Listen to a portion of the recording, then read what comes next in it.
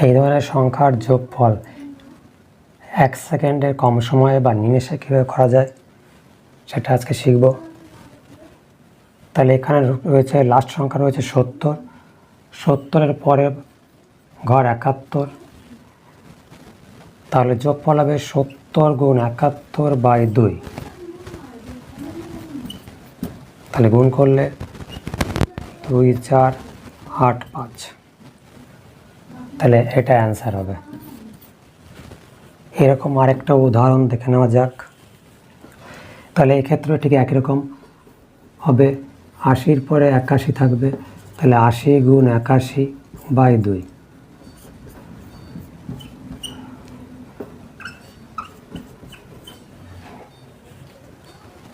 তাহলে এই ধরনের অঙ্কের ক্ষেত্রে নিয়মটা কী দাঁড়ালো? নিয়মটা হলো শেষ যে সংখ্যাটা থাকবে তারপরে সংখ্যাটা নিতে হবে এবং ওই সংখ্যা দুটো গুণ করে 2 দিয়ে ভাগ করতে হবে।